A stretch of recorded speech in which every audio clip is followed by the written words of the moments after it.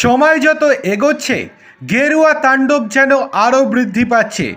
Already সংখ্যা গরিষ্ঠতা পেয়েও গিয়েছে বিজেপি, কিন্তু এখনও জয় শুরু হয়নি, কেবলমাত্র এগিয়ে রয়েছে। আপনারা যদি স্ক্রিনে দেখেন তাহলে দেখতে পাবেন বিজেপি বর্তমানে 48টি আসনে এগিয়ে রয়েছে, কংগ্রেস সেখানে 36টি আসনে এগিয়ে রয়েছে, আইএনডি এগিয়ে রয়েছে 4টিতে, আইএনএলডি একটাতে, বিএসপি একটাতে, জেজেপি, এইচএলপি, এএসপি এবং অন্যান্যরা এখনও কোনো রকমভাবে আর এগোতে পারেনি। 2019 সালে বিজেপি এগিয়েছিল 40টিতে, আর কংগ্রেস বিজেপি পেয়েছিল 40টি আর কংগ্রেস পেয়েছিল 31টি, আইএনডি পেয়েছিল 7টি, আইএনএলডি একটা, জেজেপি 10টা পেয়েছিল, এইচএলপি একটা পেয়েছিল। কিন্তু এবার যেরকমভাবে ট্রেন্ড চলছে বর্তমানে, তাতে বিজেপি একক সংখ্যাগরিষ্ঠতা লাভ পাবে।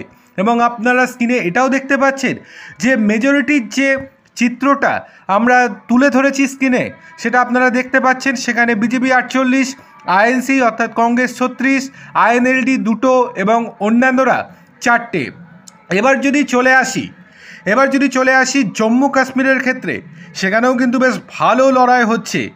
সেখানে যদি আপনারা দেখতে পান, জেকেএনসি 38টি আসনে এগিয়ে রয়েছে, বিজেপি 28টি আসনে এগিয়ে রয়েছে, আইএনসি অর্থাৎ কংগ্রেস 8টি আসনে এগিয়ে রয়েছে, আইএনডি 8টি আসনে, জেকেপিডিপি 5টি, জেকেপিএফ 2টি, সিপিএম একটাতে এগিয়ে রয়েছে।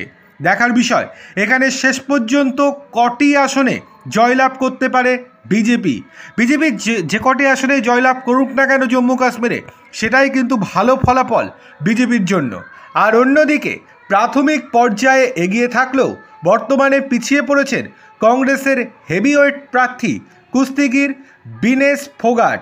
তিনি প্রথমে এগিয়েছিলেন, কিন্তু পরবর্তীতে যত সময় যাচ্ছে তিনি তত পিছিয়ে যাচ্ছেন।